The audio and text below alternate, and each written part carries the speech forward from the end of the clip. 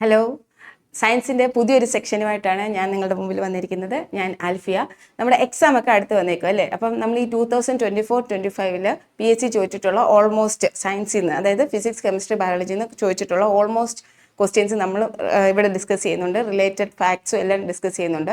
ഇത് കുറച്ച് difficult questions ഒക്കെ ഉണ്ട്. നിങ്ങൾ അതൊന്നും കണ്ട് പേടിക്കേണ്ട. നിങ്ങൾ ഒന്ന് ശ്രദ്ധിച്ച് ഈ ക്വസ്റ്റ്യൻസ് ഒക്കെ ഒന്ന് പഠിച്ചു കഴിഞ്ഞാൽ ഈ വർഷം വരുന്ന എല്ലാ ക്വസ്റ്റ്യൻസും നിങ്ങൾക്ക് ഈസി ആയിട്ട് അറ്റൻഡ് ചെയ്യാൻ പറ്റും കേട്ടോ. അപ്പം നമുക്ക് വീഡിയോയിലേക്ക് കടക്കാം. നിങ്ങൾക്ക് എന്തെങ്കിലും ഡൗട്ട്സോ കാര്യങ്ങളോ ഉണ്ടെങ്കിൽ നിങ്ങൾ കമൻസിൽ ചോദിക്കുക. ഓക്കെ, അപ്പോൾ നമുക്ക് നമ്മുടെ വീഡിയോയിലേക്ക് കടക്കാം. ഓക്കെ, ഫസ്റ്റ് ക്വസ്റ്റ്യൻ നോക്കിയേ. മലമ്പനിയുടെ രോഗകാരിയായ പ്ലാസ്മോഡിയം താഴെ പറയുന്നവയിൽ ഏത് വിഭാഗത്തിൽ പെടുന്നു? മലമ്പനിയുടെ രോഗകാരി. അപ്പൊ ഇവിടെ ഈ ക്വസ്റ്റ്യനിൽ തന്നെ നോക്കിക്കേ, ഒരു ക്വസ്റ്റ്യൻ ഒളിഞ്ഞിരിപ്പുണ്ട്. എന്താണ് മലമ്പനിയുടെ രോഗകാരിയായത് എന്താണെന്ന് PSC ചോദിക്കാറുണ്ട്. ഓക്കെ, അപ്പൊ മലമ്പനിയുടെ രോഗകാരിയായത് ഏതാണ്? പ്ലാസ്മോഡിയം ആണ്. ഈ പ്ലാസ്മോഡിയം ഏത് വിഭാഗത്തിൽ പെടുന്നു എന്നാണ് അടുത്ത ക്വസ്റ്റ്യൻ ചോദിച്ചിരിക്കുന്നത്. നോക്കിക്കേ, amoeboid protozoa, ciliated protozoa, flagellated protozoa, sporozoa. അതായത് പ്രോട്ടോസോവ തന്നെ നമ്മൾ 4 ഭാഗങ്ങളായിട്ട് തിരിച്ചിട്ടുണ്ട്. ഓക്കെ, അതിൽ സ്പോറോസോവയ്ക്കായിട്ട് വരുന്നതാണ് പ്ലാസ്മോഡിയം. ഓക്കെ, സ്പോറോസോ, അത് നമ്മൾ സ്പോർട്സിനൊക്കെ ഓടത്തില്ലേ, ഓട്. ഓക്കെ, അപ്പൊ സ്പോർട്സിനൊക്കെ നമ്മൾ ഓട് എന്ന് ഓർത്താൽ മതി. സ്പോറോസോയ്ക്കകത്ത് വരുന്നതാണ് എന്ത്? പ്ലാസ്മോഡിയം. ഓക്കെ, അപ്പം അത് തിരിഞ്ഞു പോകരുത്. മലമ്പനിയുടെ രോഗകാരിയായ പ്ലാസ്മോഡിയം ഏത് ഭാഗത്തിലാണ് വരുന്നത്? സ്പോറോസോ എന്ന വിഭാഗത്തിൽ പെടുന്നതാണ് പ്ലാസ്മോഡിയം. ഓക്കെ, അപ്പൊ സെക്കൻഡ് ക്വസ്റ്റ്യനിലേക്ക് പോവാം. തലച്ചോറിൽ ഡോപ്പാമിൻ എന്ന നാഡീയ പ്രേക്ഷകത്തിന്റെ ഉത്പാദനം കുറയുകയും മസ്തിഷ്കത്തിലെ പ്രത്യേക ഗാംഗ്ലിയോണുകൾ നശിക്കുകയും ചെയ്യുന്ന രോഗം ഏത്? അപ്പൊ ഇവിടെ 4 രോഗങ്ങൾ കൊടുത്തിട്ടുണ്ട്. അൽഷിമേഴ്സ് രോഗം, പാർക്കിൻസൺസ് രോഗം, അപസ്മാരം, സ്കീസോഫ്രീനിയ. ഓക്കെ, അൽഷിമേഴ്സ് എന്ന് പറഞ്ഞാൽ എന്താണ്? നമ്മുടെ മസ്തിഷ്കത്തിൽ ഈ പ്രോട്ടീനുകൾ അടിഞ്ഞു കൂടിയിട്ട് ന്യൂറോണുകൾ നശിക്കുന്ന രോഗമാണ് എന്ത്? അൽഷിമേഴ്സ് എന്ന് പറയുന്നത്. പ്രോട്ടീനുകൾ അടിഞ്ഞുകൂടി ന്യൂറോണുകൾ നശിക്കുന്ന രോഗമാണ് അൽഷിമേഴ്സ് എന്ന്. പാർക്കിൻസൺസ് എന്ന് പറഞ്ഞാൽ മസ്തിഷ്കത്തിലെ ഗാംഗ്ലിയോണുകൾ നശിക്കുന്നത്. ഗാംഗ്ലിയോണുകൾ നമ്മൾ പണ്ട് ടൂറൊക്കെ പോകുമ്പോൾ ബസ് പാർക്ക് ചെയ്ത് നമ്മളെ ഗ്യാങ് ആയിട്ട് ഇറക്കത്തില്ല. അപ്പൊ പാർക്കിൻസൺ ഗ്യാംഗ്ലിയോൺ അങ്ങനെ ഓർത്താൽ മതി. പാർക്ക് ചെയ്ത് ഗ്യാങ് ആയിട്ട് ഇറക്കുന്നത്. അപ്പൊ പാർക്കിൻസൺ എന്ന് പറയുന്നത് ഗാംഗ്ലിയോണുകളുടെ നശീകരണം കാണാം. അപ്പൊ അൽഷിമേഴ്സ് എന്താണ്? അൽഷിമേഴ്സ് എന്ന് പറഞ്ഞാൽ എന്താണ്? മസ്തിഷ്കത്തിലെ ന്യൂറോണുകളുടെ പ്രോട്ടീനുകൾ അടിഞ്ഞുകൂടി ന്യൂറോണുകൾ നശിക്കുന്നത് കാരണം ഉണ്ടാകുന്നതാണ് എന്ത്? അൽഷിമേഴ്സ്. പാർക്കിൻസൺസ് എന്ന് പറഞ്ഞാൽ മസ്തിഷ്കത്തിലെ ഗാംഗ്ലിയോണുകളുടെ നശീകരണം കാരണം ഉണ്ടാകുന്നതാണ് പാർക്കിൻസൺ. അപസ്മാരം എന്ന് പറയുന്നത് നമ്മുടെ മസ്തിഷ്കത്തിലെ വൈദ്യുത പ്രവാഹം മൂലം ഉണ്ടാവുന്നതാണ്. നമ്മൾ അപസ്മാരം കാണും, നമ്മൾ ഷോക്ക് അടിച്ച പോലെ അല്ലേ? അപ്പം അങ്ങനെ ഓർത്താൽ മതി. ഷോക്ക് അടിച്ചപ്പോൾ വൈദ്യുത പ്രവാഹം മൂലം ഉണ്ടാവുന്നതാണ് എന്ത്? അപസ്മാരം. അപ്പൊ ഇതിൽ നമ്മളോട് ചോദിച്ചേക്കുന്നത് എന്താണ്? ഡോപ്പമിൻ അല്ലെ? നമ്മുടെ ക്വസ്റ്റ്യൻ കൊടുത്തിട്ടുണ്ട് ഡോപ്പമിന്റെ ഉൽപാദനം അല്ലെ? അപ്പൊ ഡോപ്പമിന്റെ ഉൽപാദനം കുറയുന്നത് കാരണം ഉണ്ടാവുന്ന ഏതാണ്? പാർക്കിൻസൺസ് രോഗമാണ്. ഓക്കെ, ക്ലിയർ ആയല്ലോ? പാർക്കിൻസൺസ്. അപ്പൊ അൽഷിമേഴ്സ് എന്താണ്? അൽഷിമേഴ്സ് ക്ലിയർ ആയി. പാർക്കിൻസൺസ്, അപസ്മാരം. ഓക്കെ, നെക്സ്റ്റ് നോക്കാം. 3 ഇമ്പോർട്ടൻ്റ് ആണ്. PSC കുറെ ക്വസ്റ്റ്യൻസ് ചോദിച്ചിട്ടുണ്ട് അതിൽ നിന്ന്. അപ്പൊ അത് നിങ്ങൾ സ്കിപ്പ് ചെയ്യരുത്. ഓക്കെ, നോക്കിക്കേ. അതെ, അൽഷിമേഴ്സ് എന്ന് പറയുന്നത് എന്താണ്? പ്രോട്ടീൻ അടിഞ്ഞുകൂടി ന്യൂറോണുകൾ നശിക്കുന്നു. എന്താണ്? പ്രോട്ടീൻ അടിഞ്ഞുകൂടി ന്യൂറോണുകൾ നശിക്കുന്നതാണ് അൽഷിമേഴ്സ്. പാർക്കിൻസൺസ് എന്ന് പറഞ്ഞാൽ എന്താണ്? ഗാംഗ്ലിയോണുകളുടെ നാശം. എന്താണ്? ഗാംഗ്ലിയോണുകളുടെ നാശമാണ് പാർക്കിൻസൺ. അപസ്മാരം എന്ന് പറയുന്നത് എന്താണ്? ക്രമരഹിതമായ വൈദ്യുതി പ്രവാഹം ഉണ്ടാകുന്നു. നമ്മുടെ തലച്ചോറിൽ എന്തുണ്ടാകുന്നു? ക്രമരഹിതമായ വൈദ്യുത പ്രവാഹം ഉണ്ടാകുന്നത് കാരണമാണ് അപസ്മാരം. അപ്പൊ ക്ലിയർ ആയല്ലോ? ഒന്ന് റീകളക്ട് ചെയ്ത് അൽഷിമേഴ്സ്, പാർക്കിൻസൺ, അപസ്മാരം. ഓക്കെ, 3 പഠിച്ചല്ലോ. ഓക്കെ, നെക്സ്റ്റ് ക്വസ്റ്റ്യനിലേക്ക് പോവാം. നോക്കിക്കേ, അമിനോ ആസിഡുകളിൽ നിന്ന് ഗ്ലൂക്കോസ് നിർമ്മിക്കുന്നതിന് സഹായിക്കുന്ന ഹോർമോൺ. അമിനോ ആസിഡുകളിൽ നിന്നാണ് ഗ്ലൂക്കോസ് നിർമ്മിക്കുന്നത്. അപ്പൊ അതിന് ഹെൽപ്പ് ചെയ്യുന്ന ഹോർമോണ് ഗ്ലൂക്കഗോൺ ആണ്. എന്താണ്? ഗ്ലൂക്കോൺ അങ്ങനെ കൊടുത്താൽ മതി. ഗ്ലൂക്കോസ് ഉണ്ടാക്കാൻ സഹായിക്കുന്നത് ഏതാണ്? ഗ്ലൂക്കഗോൺ. അപ്പൊ നമ്മൾ ഓപ്ഷൻ നോക്കിക്കേ, ഗ്ലൂക്കഗോൺ ഫസ്റ്റ് തന്നെ കിടപ്പുണ്ട്, ഗ്ലൂക്കഗോൺ. അപ്പൊ ഗ്ലൂക്കോസ് ഉണ്ടാക്കാൻ സഹായിക്കുന്നത് ഗ്ലൂക്കഗോൺ. പിന്നെ ഇൻസുലിൻ ഇൻസുലിൻ ഏത് ഹോർമോൺ എന്താ പ്രൊഡ്യൂസ് ചെയ്യുന്നത്? പാൻക്രിയാസ് അല്ലെ? പാൻക്രിയാസ്. ഇൻസുലിൻ എന്ന് പറഞ്ഞ പാൻക്രിയാസ്. മെലാറ്റോണിൻ ഇവിടെ പ്രൊഡ്യൂസ് ചെയ്യുന്നത് നമ്മുടെ തലച്ചോറിലെ പീനിയൽ ഗ്ലാൻഡ്. എന്താണ്? പീനിയൽ ഗ്ലാൻഡ് എന്ന് പറഞ്ഞൊരു ഗ്ലാൻഡാണ് എന്ത് പ്രൊഡ്യൂസ് ചെയ്യുന്നത്? മെലാറ്റോണിൻ പ്രൊഡ്യൂസ് ചെയ്യുന്നത്. എന്താണ്? പീനിയൽ ഗ്ലാൻഡാണ് എന്ത് പ്രൊഡ്യൂസ് ചെയ്യുന്നത്? മെലാറ്റോണിൻ പ്രൊഡ്യൂസ് ചെയ്യുന്നത്. വാസോപ്രസിൻ പ്രൊഡ്യൂസ് ചെയ്യുന്നത് പിറ്റ്യൂട്ടറി ഗ്ലാൻഡാണ്. എന്താണ്? Pituitary gland. അപ്പൊ അതും ജസ്റ്റ് ഒന്ന് ഓർത്തിരിക്കാൻ വേണ്ടി പറഞ്ഞതേ ഉള്ളൂ. ഇവിടെ എന്താണ്? നമ്മുടെ ഗ്ലൂക്കോസ്, അമിനോ ആസിഡിൽ നിന്ന് ഗ്ലൂക്കോസ് ഉണ്ടാക്കാൻ സഹായിക്കുന്ന ഏതാണ്? ഗ്ലൂക്കഗോൺ. ഇൻസുലിൻ പാൻക്രിയാസ്, മെലാറ്റോണിൻ എന്തായിരുന്നു? Pineal gland. വാസോപ്രസിൻ എന്തായിരുന്നു? Pituitary gland. ഓക്കെ, നെക്സ്റ്റ് നോക്കിക്കേ. സൈലന്റ് സ്പ്രിംഗ് എന്ന പ്രസിദ്ധ പുസ്തകം രചിച്ചത് ആര്? സൈലന്റ് സ്പ്രിംഗ് എന്ന പുസ്തകം രചിച്ചത് റേച്ചൽ കാഴ്സൺ. Rachel Carson. ആരാണ്? Rachel Carson. അത് സത്യം പറഞ്ഞാൽ എൻവയോൺമെന്റൽ സയൻസുമായിട്ട് ബന്ധപ്പെട്ട ഒരു പുസ്തകമാണ് സൈലന്റ് സ്പ്രിംഗ്. ഈ പുസ്തകത്തിന് വേറെ കുറെ അത് 1962 ഈ ബുക്ക് 1962 ഈ ബുക്ക് പബ്ലിഷ് ചെയ്തത് കേട്ടോ. അതൊന്ന് ഓർത്തിരിക്കുക. ബുക്ക് പബ്ലിഷ് ചെയ്തത് 1962 ഈ ബുക്കിന് വേറൊരു പ്രത്യേകതയുണ്ട്. US DDT പ്രൊഡക്ഷൻ നിർത്തലാക്കാൻ കാരണമായ ബുക്കാണിത്. കാരണം ഈ സൈലന്റ് സ്പ്രിംഗ് എന്ന് പറയുന്നത് അങ്ങനെയും എക്സാമിന് ചോദിച്ചിട്ടുണ്ട്.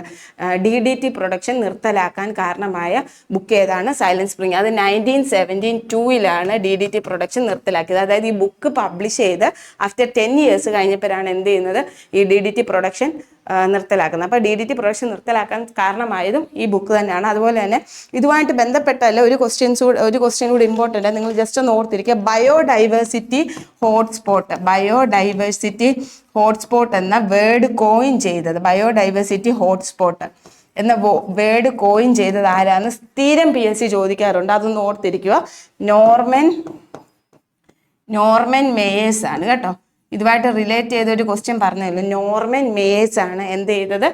ബയോഡൈവേഴ്സിറ്റി ഹോട്ട്സ്പോട്ട് എന്ന വേർഡ് കോയിൻ ചെയ്തത്. അത് ബയോഡൈവേഴ്സിറ്റി കോയിൻ ചെയ്തതും ആരാൻ ചോദിക്കാറുണ്ട് കേട്ടോ. ബയോഡൈവേഴ്സിറ്റി കോയിൻ ചെയ്തത് വാൾട്ടർ എന്ന് പറയുന്ന സയൻറ്റിസ്റ്റ്. വാൾട്ടർ. എന്താണ്?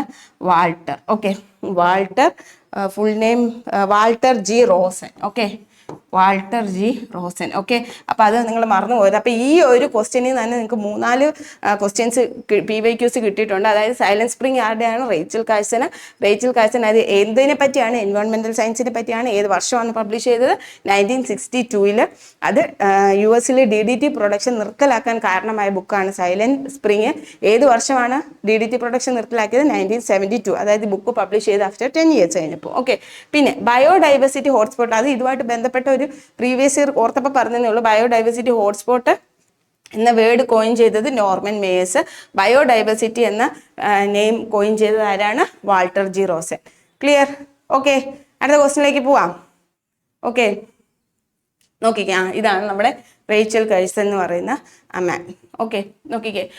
ചലിച്ചുകൊണ്ടിരിക്കുന്ന ദ്രാവക പടലങ്ങൾക്കിടയിൽ അവയുടെ ആപേക്ഷിക ചലനത്തെ തടസ്സപ്പെടുത്തുന്ന വിധത്തിൽ പടലങ്ങൾക്ക് സമാന്തരമായി പ്രവർത്തിക്കുന്ന കർഷണ ബലം ഏത്? ഓക്കെ, അതായത് ആ ഒരു ഫ്ലൂയിഡ് ഫ്ലോ ചെയ്യൽ, ആ ഒരു ഫ്ലോയെ തടസ്സപ്പെടുത്തുന്ന ബലം ഏത്? അതാണ് വിസ്കസ് ഫോഴ്സ്. എന്താണ്? വിസ്കസ് ബലം. അതായത് റെസിസ്റ്റൻസ് ടു ഫ്ലോ, ഏത് ഫ്ലോയെ തടസ്സപ്പെടുത്തുന്ന ആ ഒരു ബലമാണ് ഏതെന്ന് പറയുന്നത്? വിസ്കസ് ഫോഴ്സ് കേട്ടോ. അപ്പം അത് നിങ്ങൾ നോക്കിയിരിക്കുക. Viscous force. പിന്നെ അഡീഷൻ ബലവും കൊഹീഷൻ ബലവും ഒക്കെ നിങ്ങൾക്ക് അറിയാലോ. അഡീഷൻ ബലം കൊഹീഷൻ ബലം അറിയാത്തവരുണ്ടെങ്കിൽ നിങ്ങൾക്ക് ഏത് ടോപ്പിക്കാണ് സയൻസിൽ പാടെന്ന് വെച്ചാൽ അത് ജസ്റ്റ് കമൻറ്റ് സെക്ഷനിൽ പറയുക. അതിൻ്റെ ഒരു പ്രത്യേക സെക്ഷനായിട്ട് നമുക്ക് ക്ലാസ്സുകൾ തരാം കേട്ടോ. അപ്പോൾ അഡീഷൻ ബലം കൊഹീഷൻ ബലം ഒക്കെ നിങ്ങൾക്ക് അറിയത്തില്ലെങ്കിൽ നിങ്ങൾ ജസ്റ്റ് കമൻറ്റ് ചെയ്യുക. അഡീഷൻ ബലം എന്ന് പറഞ്ഞാൽ എന്തുവാ? ഒരു ഫ്ലൂയിഡിൻ്റെ അകത്തെ വ്യത്യസ്ത തന്മാത്രകൾക്കിടയിലുള്ള ആ ഒരു ബലമാണ് അഡീഷൻ, അല്ലേ? അടി ഇടുക എന്ന് ഓർത്താൽ മതി. വ്യത്യസ്തരാകുമ്പോൾ അടിയിടും. കൊഹീഷൻ ബലം എന്ന് പറയുമ്പോൾ സിമിലർ മോളിക്യൂൾസിൻ്റെ ഇടയിലുള്ള ആ ഒരു ഫോഴ്സ്. ഓക്കെ, അതാണ് കൊഹീഷൻ ബലം. ഓക്കെ, ഓർത്തിരിക്കുക. അപ്പോൾ ഇവിടെ ആ ഒരു റെസിസ്റ്റൻസ് ടു ഫ്ലോ, ആ ഒരു ചലനത്തെ, ആ ഒരു മോഷൻ, അതായത് ഫ്ലൂയിഡിൻ്റെ ആ ഒരു ഫ്ലോയെ തടസ്സപ്പെടുത്തുന്ന ബലം ഏതാണ്? വിസ്കസ് ബലമാണ്. ഓക്കെ, നാഡീവ്യവസ്ഥയ്ക്ക് ഉത്തേജനം നൽകുന്ന ഏത് ആൽക്കലോയിഡാണ് ചായയിലും കാപ്പിയിലും അടങ്ങിയിരിക്കുന്നത്? ഓക്കെ, ചായയിലും കാപ്പിയിലും നമുക്ക് എല്ലാവർക്കും ചായയും കാപ്പിയും കുടിക്കാൻ ഇഷ്ടമല്ലേ? കാപ്പിയുടെ ഇംഗ്ലീഷ് എന്താണ്? കോഫിയാണ്, അല്ലേ? കാപ്പിക്ക് ഇംഗ്ലീഷ് കോഫി. അപ്പം കോഫിയിൽ അടങ്ങിയിരിക്കുന്നത് കഫീനാണ്. ഇത് ഓൾമോസ്റ്റ് എല്ലാവർക്കും അറിയാം. Coffee caffeine. അപ്പം ചായയിലും അത് തന്നെ കേട്ടോ, ചായയിലും അത് തന്നെ. അപ്പോൾ കോഫി കഫീൻ എന്ന് ഓർത്താൽ മതി. അപ്പോൾ കോഫിയിൽ അടങ്ങിയിരിക്കുന്ന ഏതാണ്? കഫീനാണ്. ഇനി ക്വിനിൻ എന്ന് പറഞ്ഞാൽ എന്താ? ക്വിനിൻ, അതായത് ക്വിനിൻ എവിടെ നിന്നാണ് എടുക്കുന്നതെന്ന് ചോദിച്ചിട്ടുണ്ട്. അതായത് ഒരു ട്രീയുടെ ബാർക്ക് അറിയാമല്ലോ, മരത്തിൻ്റെ ബാർക്ക്, ഒരു ട്രീയുടെ ബാർക്കിൽ നിന്നാണ് ഇത് എടുക്കുന്നത്. ആ ട്രീയുടെ പേരാണ് ചിങ്കിയോണ ട്രീ. എന്താണ്? ക്വിനിൻ, ചിങ്കിയോണ ട്രീ. അത് ചോദിച്ചിട്ടുണ്ട്. ക്വിനിൻ ഏത് മരത്തിൻ്റെ ബാർക്കിൽ നിന്നാണ് എടുക്കുന്നതെന്ന് ചോദിച്ചിട്ടുണ്ട് കേട്ടോ. ചിങ്കിയോണ ട്രീയുടെ ബാർക്കിൽ നിന്നാണ് എന്തെടുക്കുന്നത്? ക്വിനിൻ എടുക്കുന്നത്. അപ്പം നമ്മുടെ ക്വസ്റ്റ്യൻ എന്താണ്? കോഫിയിൽ അടങ്ങിയിരിക്കുന്ന എന്താണ്?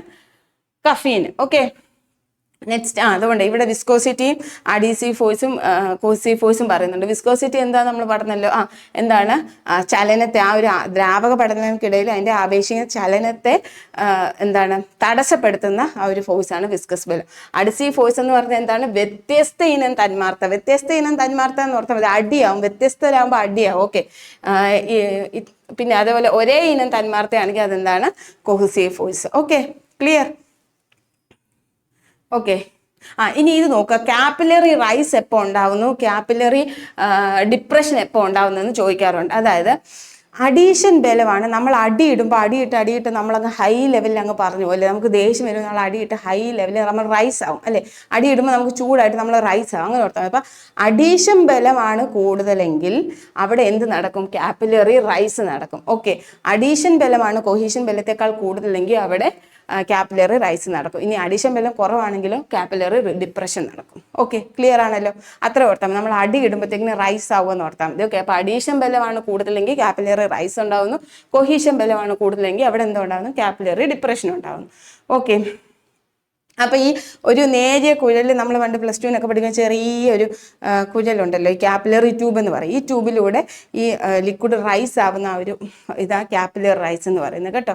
അപ്പോൾ ഇത് ഉയരുകയോ താഴെയോ ചെയ്യുന്ന ആ ഒരു ഇതിനെയാണ് നമ്മൾ ക്യാപ്പിലാരിറ്റി എന്ന് പറയുന്നത്. ആ ഒരു പ്രതിഭാസത്തെ, കാപ്പിലറി റൈസോ കാപ്പിലറി റിപ്രഷനോ ഉണ്ടാക്കുക, ആ ഒരു പ്രതിഭാസത്തെ എന്താണ് പറയുന്നത്? ക്യാപ്പിലാരിറ്റി. ഓക്കെ, അപ്പോൾ ഈ ഒരു കാപ്പിലറി റൈസ്, ക്യാപ്പിലാരിറ്റി, ഇതുമായിട്ടൊക്കെ നിങ്ങൾക്ക് എന്തെങ്കിലും ഇതുമായിട്ട് ബന്ധപ്പെട്ട ക്ലാസ്സുകൾ നിങ്ങൾക്ക് പ്രത്യേകം വേണമെങ്കിൽ, കെമിസ്ട്രിയുടെ ക്ലാസ്സുകൾ വേണമെങ്കിൽ നിങ്ങൾ ജസ്റ്റ് കമൻറ്റ് ചെയ്യുക.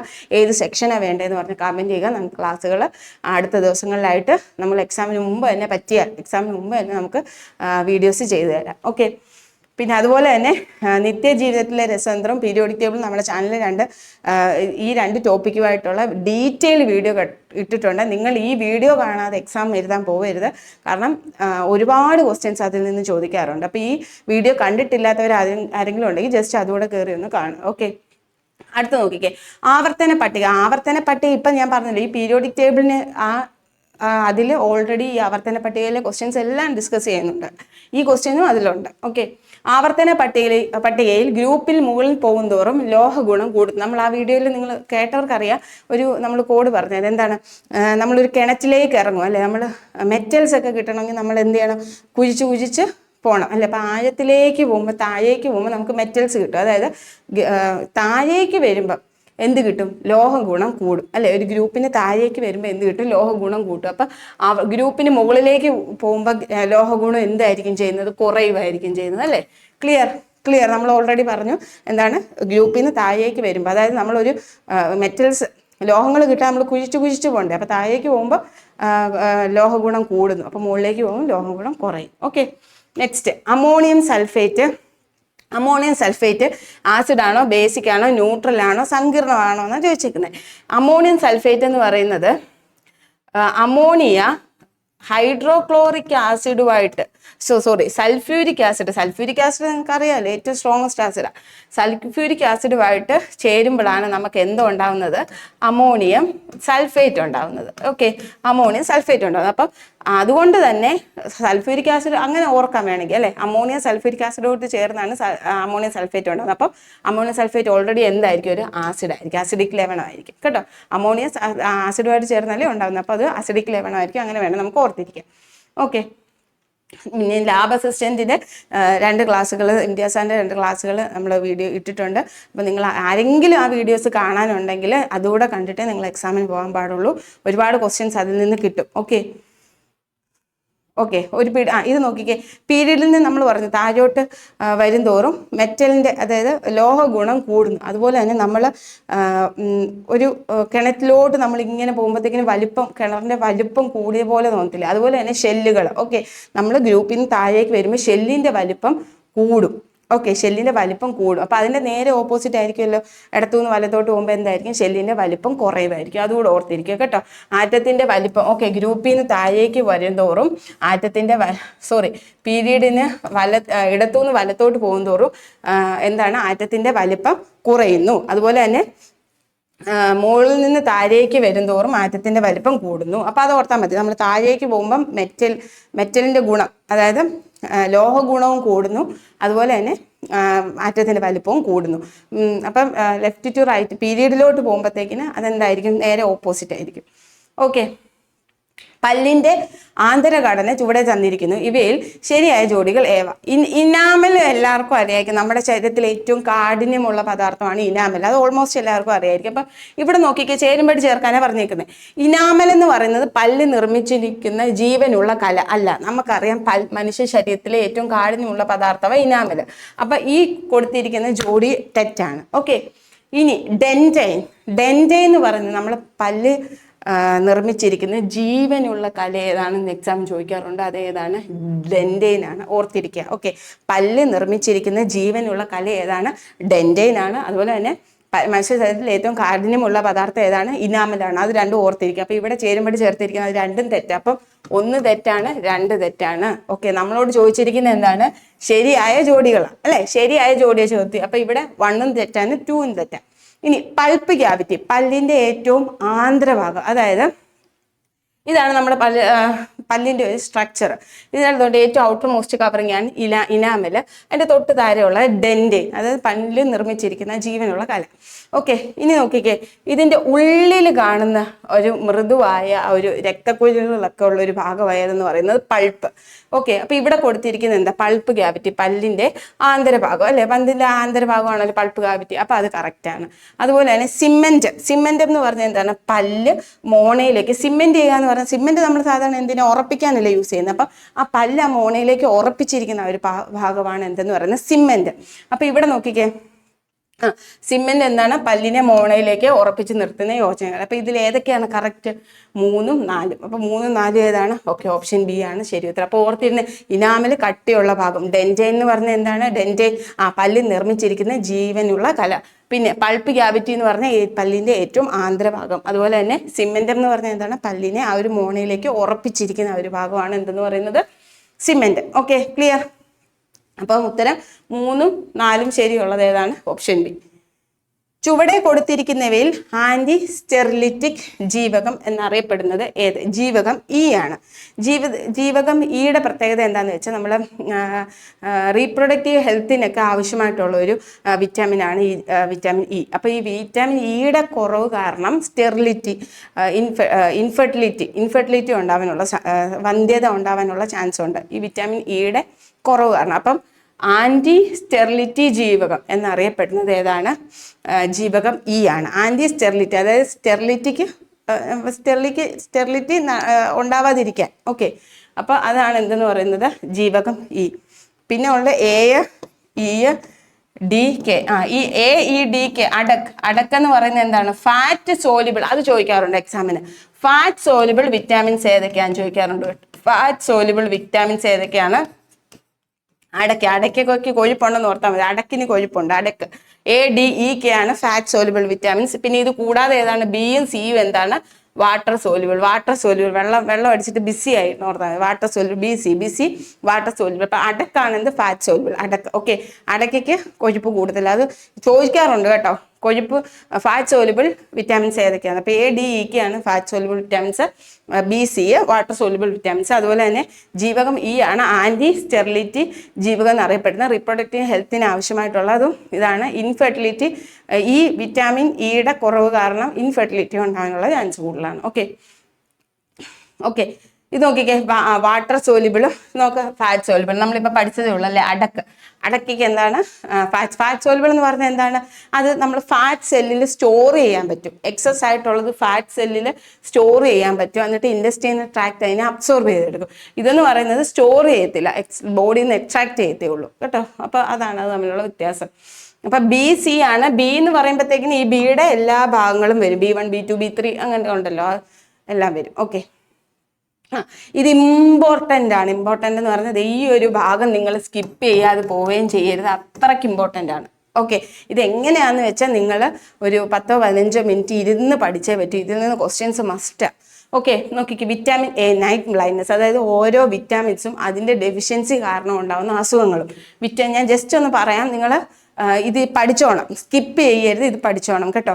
Vitamin A night blindness, vitamin B1 ബെറി, അസുഖത്തിൻ്റെ പേരാണ് ബെറി.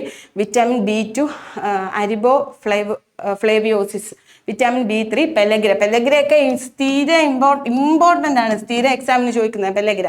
Vitamin B5 paresthesia, vitamin vitamin B6 anaemia ചോദിക്കാറുണ്ട്. അനീമിയ അറിയാമല്ലോ നിങ്ങൾക്ക് അല്ലേ, അനീമിയ. വിറ്റാമിൻ B6, അപ്പം vitamin B7 dermatitis and enteritis.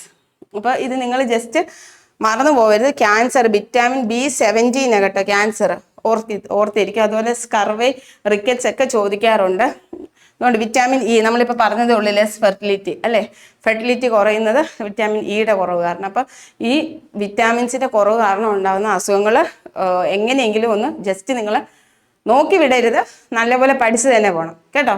Okay, അപ്പം ഇനി നിങ്ങൾക്ക് ഈ സെക്ഷൻ എല്ലാ ദിവസവും രാത്രി 10:30 നമ്മുടെ ടെലിഗ്രാം ചാനലിൽ ലൈവ് ക്വിസ് നടക്കുന്നുണ്ട്. അപ്പോൾ ഈ സെക്ഷനിലെ ക്വിസും ഇന്ന് രാത്രി 10:30 ടെലിഗ്രാം ചാനലിൽ കാണും. നിങ്ങൾ എല്ലാവരും അറ്റൻഡ് ചെയ്യണം. ഇന്നത്തെ മാത്രമല്ല, എല്ലാ ദിവസവും നിങ്ങൾക്ക് ഒരു ജസ്റ്റ് റിവിഷൻ ആണത്. ഓക്കെ, അപ്പോൾ നിങ്ങൾ സ്കിപ്പ് ചെയ്യരുത്. എല്ലാ ദിവസവും രാത്രി എല്ലാ പണിയും മാറ്റി വരുത് 10:30 ആകുമ്പോഴത്തേക്കും നിങ്ങൾ ലൈവ് ക്വിസിന് എല്ലാവരും അറ്റൻഡ് ചെയ്യുക. നമ്മൾ പഠിച്ചതിൽ നിന്നുള്ള റിവിഷൻസ് അല്ലേ, അപ്പോൾ ആ ക്വസ്റ്റ്യൻസിനൊക്കെ നല്ല അറ്റൻഡ് ചെയ്യാൻ പറ്റുമ്പോൾ നമുക്ക് തന്നെ ഒരു കോൺഫിഡൻസ് കൂടും. ഓക്കെ, നിങ്ങൾ അറ്റൻഡ് ചെയ്യുന്നത് മാത്രമല്ല, നിങ്ങളുടെ കോൺഫിഡൻസ് ലെവൽ കൂട്ടാനും ഈ ക്വിസൊക്കെ നിങ്ങൾ സഹായിക്കും. സോ ആരും സ്കിപ്പ് ചെയ്യരുത്, രാത്രി 10:30. ഓക്കെ,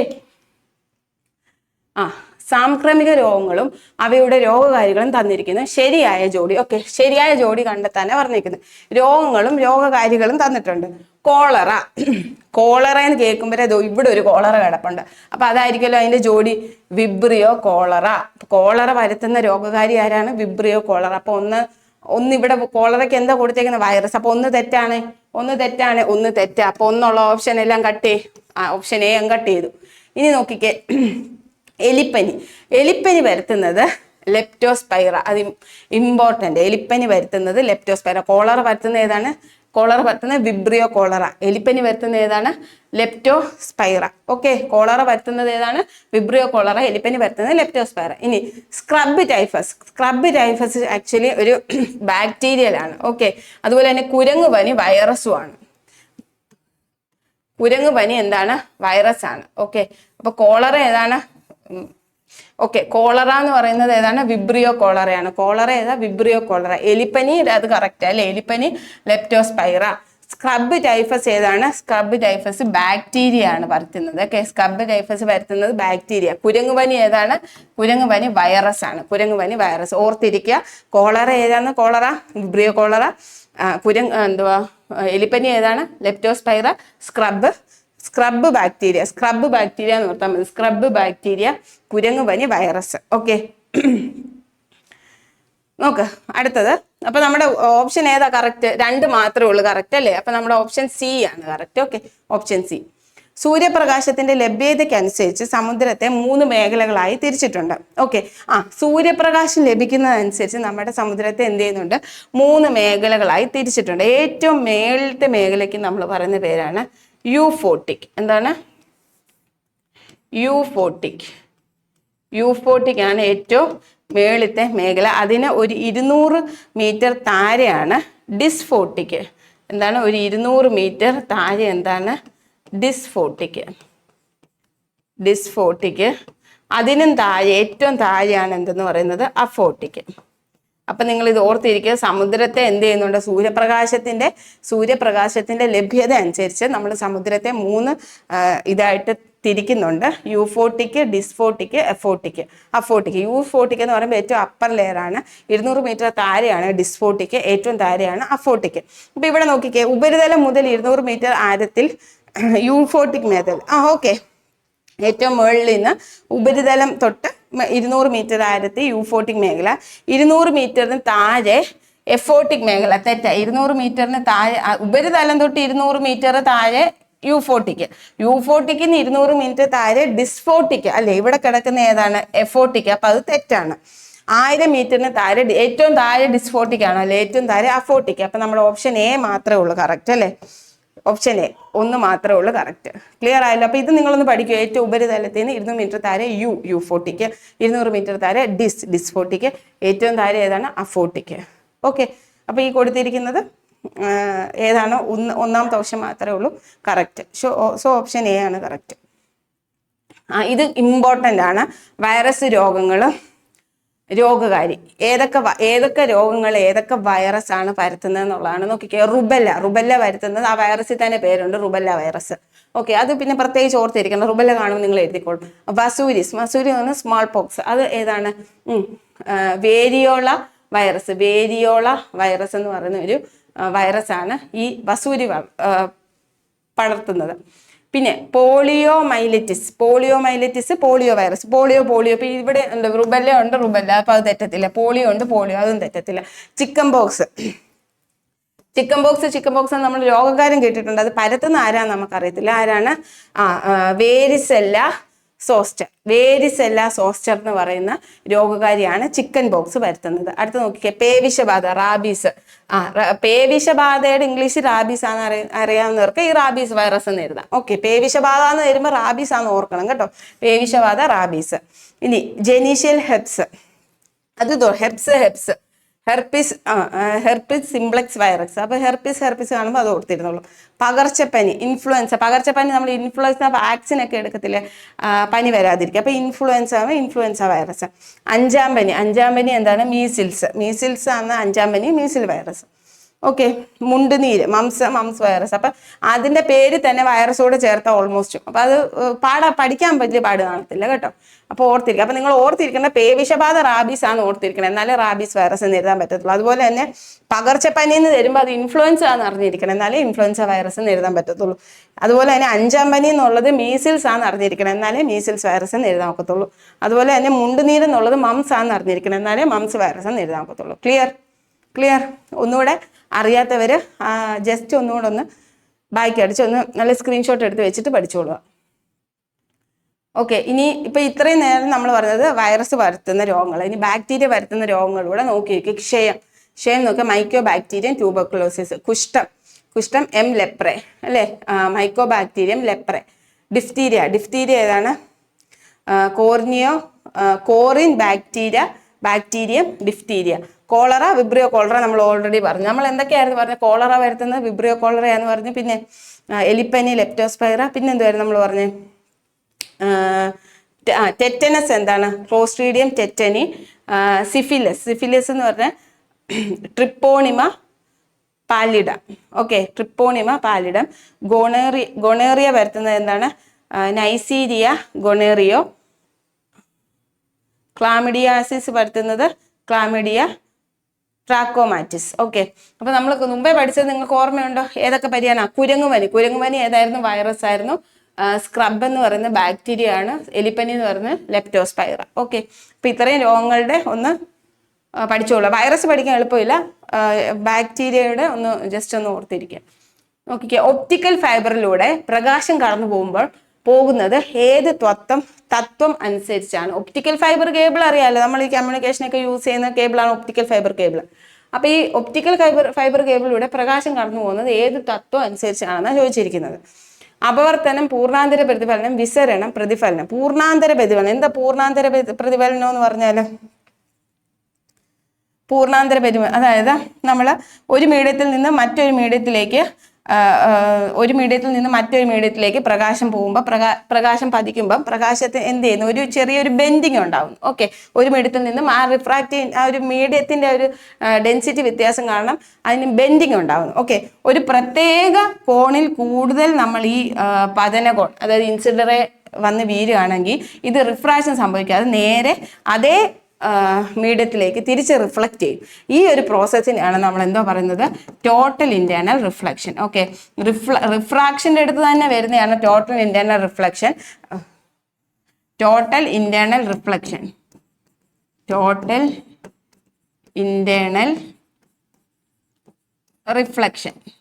ഓക്കെ, ഓക്കെ, അപ്പൊ റിഫ്രാക്ഷൻ എന്ന് പറഞ്ഞാൽ എന്താ, ഒരു മീഡിയത്തിൽ നിന്ന് വേറൊരു മീഡിയത്തിലേക്ക് പോകുമ്പോൾ ആ ലൈറ്റിന്റെ പാതയ്ക്ക് ഒരു ചെറിയൊരു ഡീവിയേഷൻ വരുന്നു, ഒരു ബെൻഡിങ് വരുന്നു, അതാണ് റിഫ്രാക്ഷൻ. അപ്പൊ ഈ റിഫ്രാക്ഷൻ സംഭവിക്കാതെ ഈ വരുന്ന ഇൻസിഡന്റ് റേ, അതായത് ആ പതനകോണ് കൂടുതലാണെങ്കിൽ എന്താണ് സംഭവിക്കുന്നത്, ഇത് റിഫ്രാക്ട് ചെയ്യാതെ തിരിച്ച് എന്ത് ചെയ്യും, താപ്പോട്ടിങ് വരും. മനസ്സിലായോ? അതിനെ ടോട്ടൽ ഇന്റേണൽ റിഫ്ലക്ഷൻ എന്ന് പറയുന്നത്. അതുപോലെ തന്നെ നമ്മുടെ ഡയമണ്ടിന്റെ തിളക്കത്തിന് കാരണം എന്താണെന്ന് ചോദിക്കാറുണ്ട്, അത് ടോട്ടൽ ഇന്റേണൽ റിഫ്ലക്ഷൻ ആണ്. മിറാജ്, മരീചികയ്ക്ക് കാരണം എന്താണെന്ന് ചോദിച്ചിട്ടുണ്ട്, അതും ടോട്ടൽ ഇന്റേണൽ റിഫ്ലക്ഷൻ ആണ്, ഓർത്തിരിക്കുക.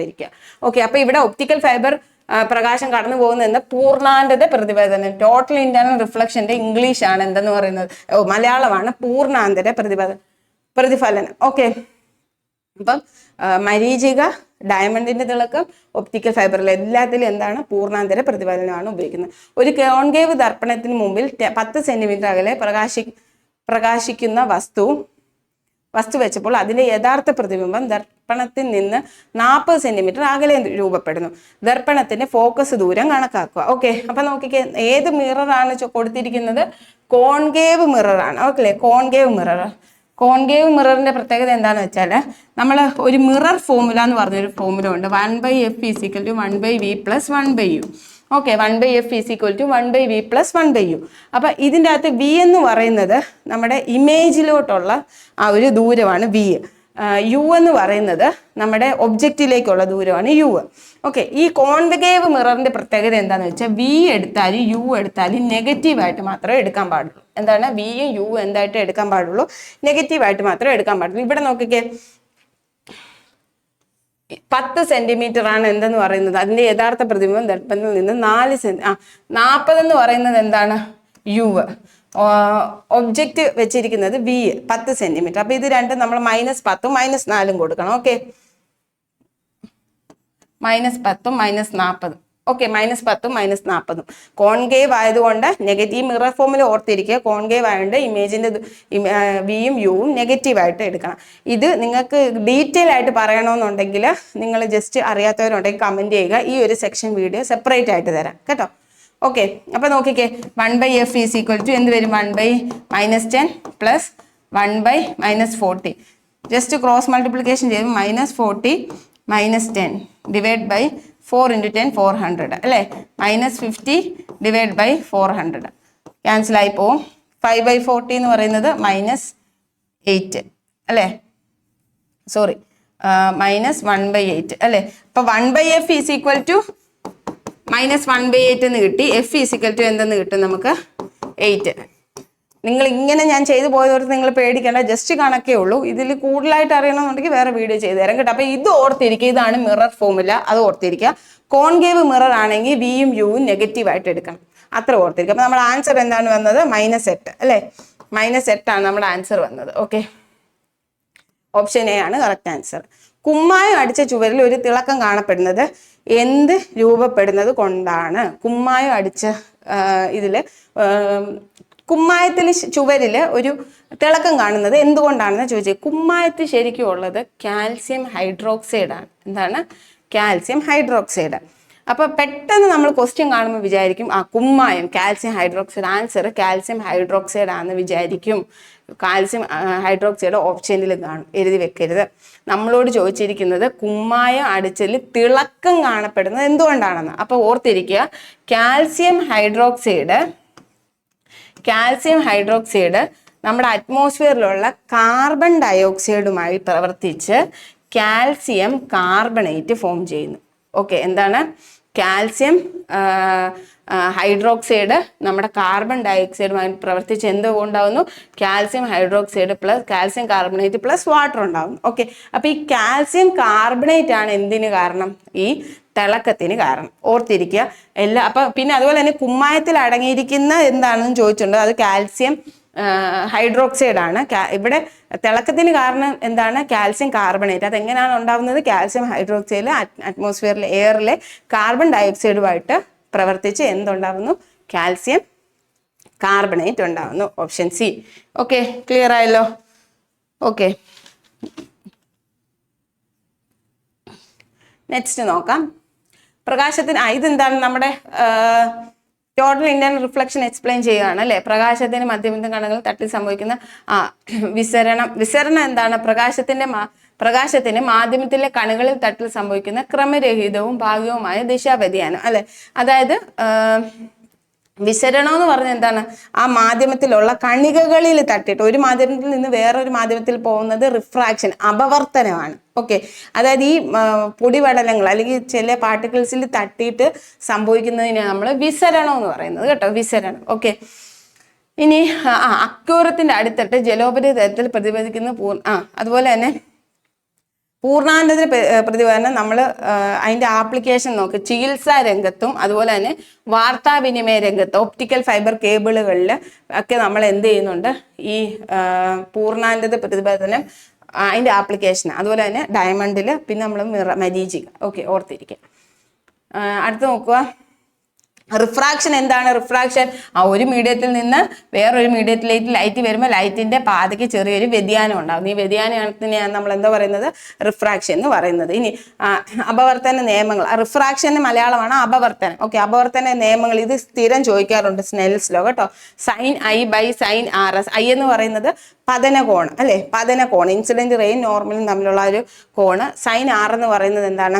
അപവർത്തന കോൺ. അപ്പൊ അതിന്റെ രണ്ടിനെ സൈൻ എന്ന് പറയുന്ന ഒരു കോൺസ്റ്റന്റ് ആണെന്നുള്ള ലോ ആണ് സ്റ്റെൻസ് ലോ. അത് ഭയങ്കര ഇമ്പോർട്ടൻ്റ്, അതൊന്ന് ഓർത്തിരിക്കുക. ഓക്കെ, ഇനി അബ്സല്യൂട്ട് റിഫ്രാക്റ്റീവ് ഇൻഡെക്സും ഉണ്ട്, റിഫ്രാക്റ്റീവ് ഇൻഡെക്സും ഉണ്ട്. അതായത് നമ്മൾ രണ്ട് മീഡിയം എടുക്കുക, ഞാൻ ഇപ്പോൾ വാട്ടറും എയറും എടുക്കുക. ഇത് തമ്മിലുള്ള റിഫ്രാക്റ്റീവ് ഇൻഡെക്സിന്റെ ആ റേഷ്യോ ആണ് റിലേറ്റീവ് റിഫ്രാക്റ്റീവ് ഇൻഡെക്സ് അല്ലെങ്കിൽ ആപേക്ഷിക അപവർത്തനം. ഓക്കെ, രണ്ട് മാധ്യമം എടുക്കുക.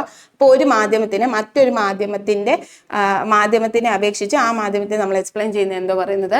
Refractive index. Absolute refractive index എന്ന് പറഞ്ഞാൽ നമ്മൾ ശൂന്യത, വാക്യത്തെ അപേക്ഷിച്ച് ഏതെങ്കിലും ഒരു മീഡിയത്തിന്റെ റിഫ്രാക്റ്റീവ് ഇൻഡെക്സ് പറയുവാണെങ്കിൽ അതിനെ നമ്മൾ അബ്സല്യൂട്ട് റിഫ്രാക്റ്റീവ് ഇൻഡെക്സ് എന്ന് പറയുന്നത്. നിങ്ങൾ ജസ്റ്റ് വായിച്ചാൽ മതി കേട്ടോ.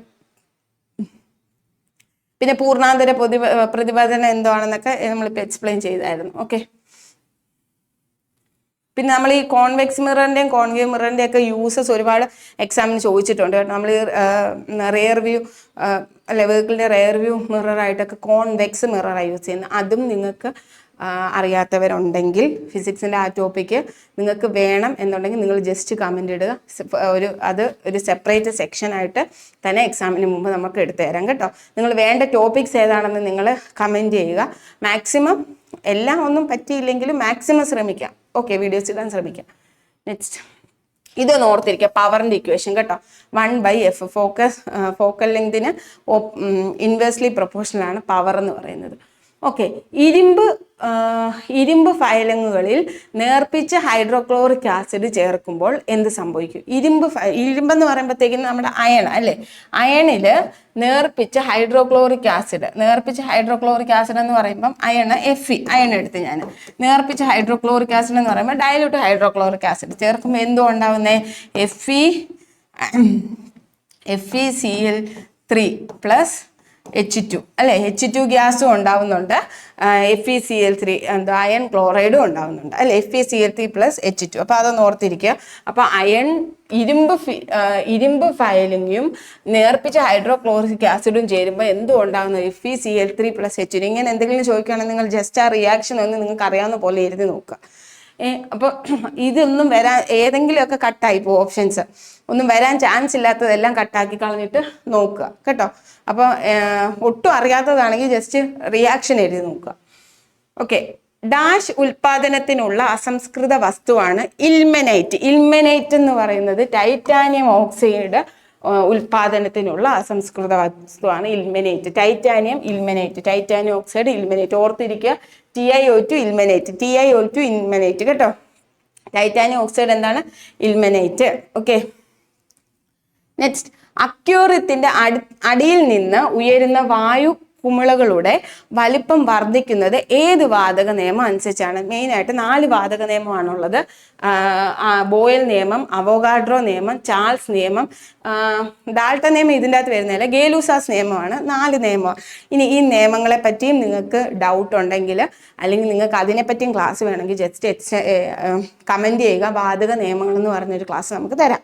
ഓക്കെ, ഇനി ജസ്റ്റ് ഞാനിപ്പോൾ ഒന്ന് പറയാം. ബോയിൽ നിയമം. ബോയിൽ എന്ന് പറഞ്ഞാൽ ബോയിൽ ചെയ്യുക. ബോയിൽ എന്ന് പറഞ്ഞാൽ എന്താണ് തിളയ്ക്കുക, അവിടെ എന്തോ വരുന്നത് ടെമ്പറേച്ചർ. അപ്പം ഇവിടെ ടെമ്പറേച്ചർ കോൺസ്റ്റന്റ് ആയിരിക്കും. ബോയിൽ നിയമത്തിൽ ടെമ്പറേച്ചർ കോൺസ്റ്റന്റ് ആയിരിക്കും. V directly proportional, V inversely proportional to P ആയിരിക്കും. ഓക്കെ, എന്താണ് ടി കോൺസ്റ്റന്റ് ആയിരിക്കും, വി എന്ന് പറയുന്നത് ഇൻവേഴ്സ്ലി പ്രൊപ്പോർഷണൽ ടു പി ആയിരിക്കും. ഇനി അടുത്ത ചാൾസ് നിയമം.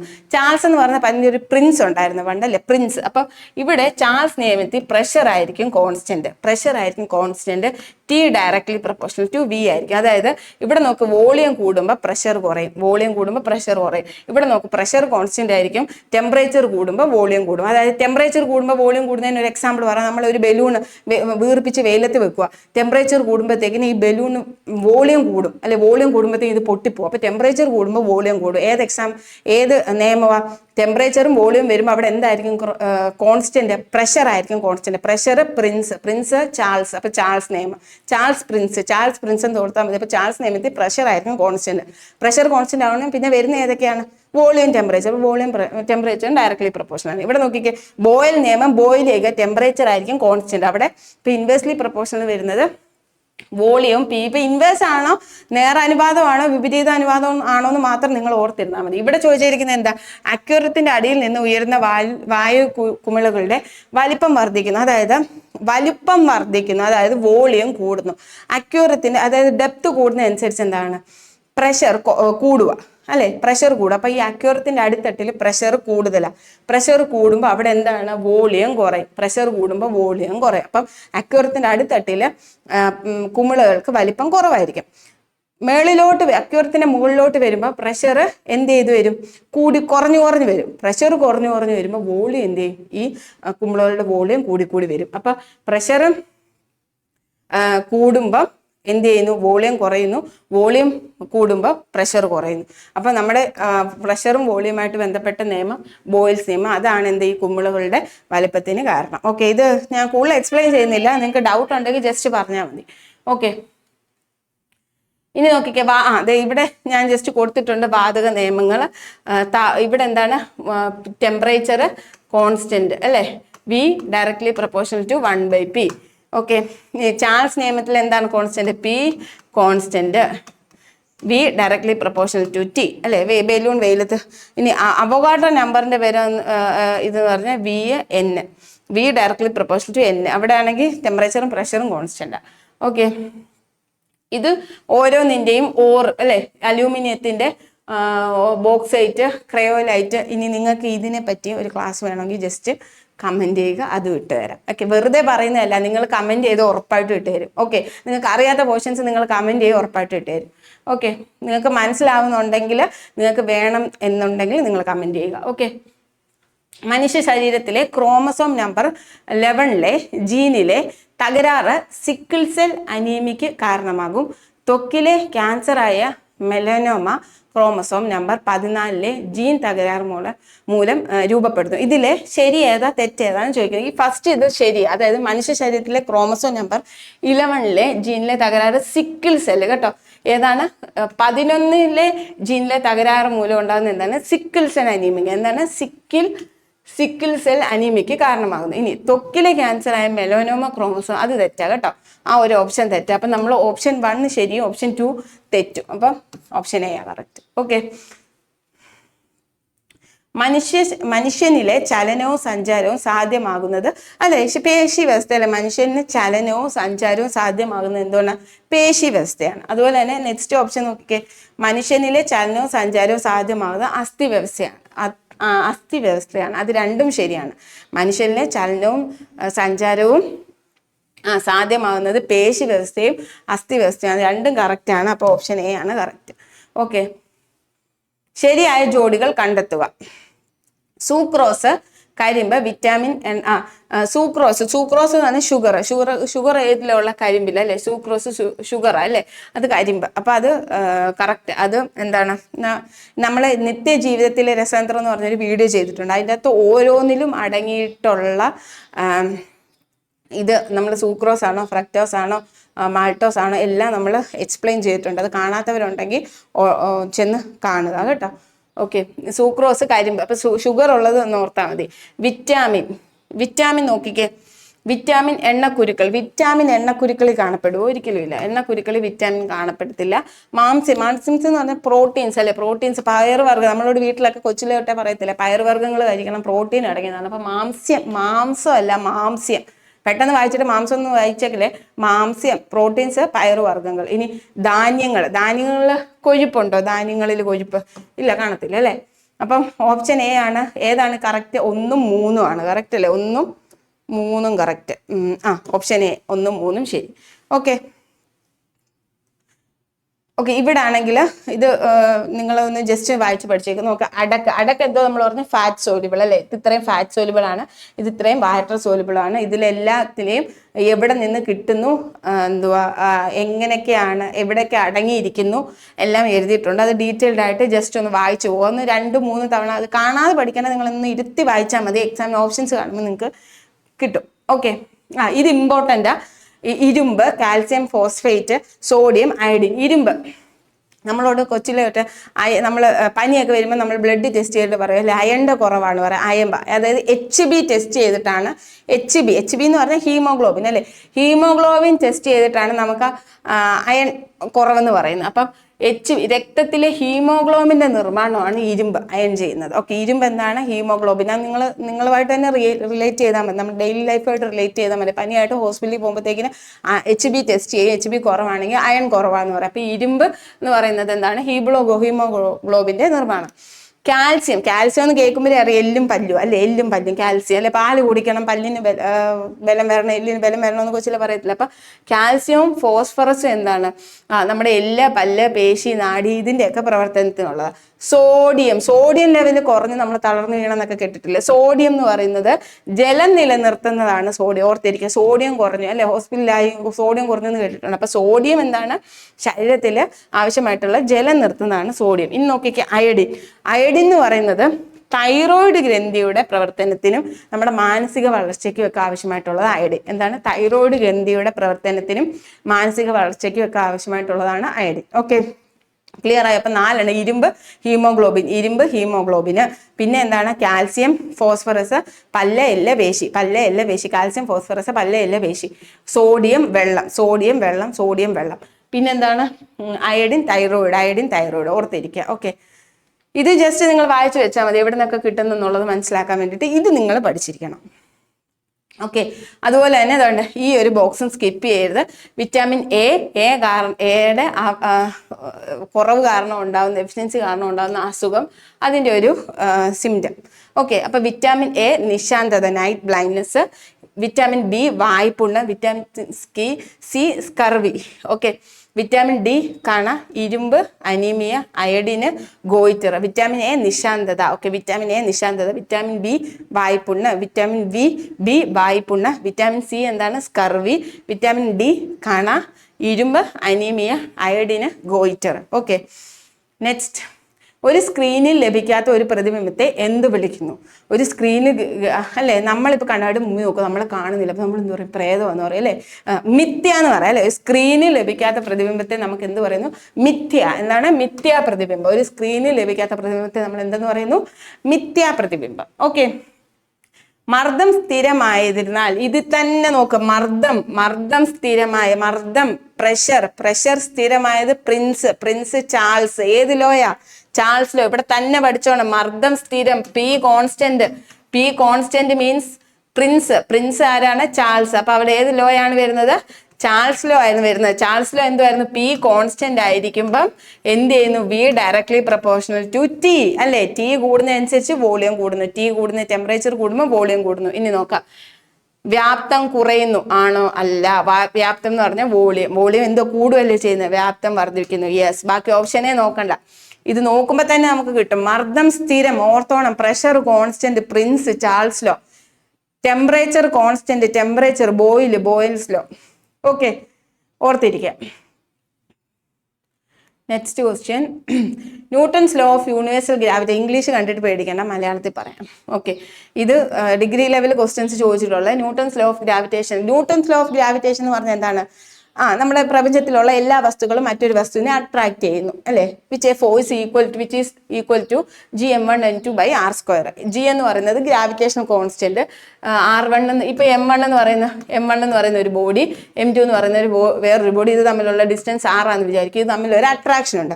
ഈ അട്രാക്ഷൻ ഫോഴ്സ് ആണ് F is equal to G(m1n2/r²). അതായത് യൂണിവേഴ്സൽ ലോ ഓഫ് ഗ്രാവിറ്റേഷൻ എന്ന് പറയുന്നത് പ്രപഞ്ചത്തിലെ എല്ലാ വസ്തുവും മറ്റൊരു വസ്തുവിനെ അട്രാക്ട് ചെയ്യുന്നു. ഓക്കെ, അപ്പൊ ഇതുമായിട്ട് മലയാളം എടുക്കാം അല്ലെ.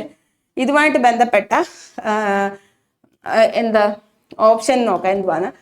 ഇതിന് പ്രപഞ്ചത്തിലെ ഓരോ കണികയും മറ്റെല്ലാ കണികകളെയും F is equal to G(m1n2/r²) എന്ന ശക്തിയോടെ ആകർഷിക്കുന്നു എന്ന് ന്യൂട്ടന്റെ സാർവത്രിക ഗുരുത്വാകർഷണ നിയമം പ്രസ്താവിക്കുന്നു.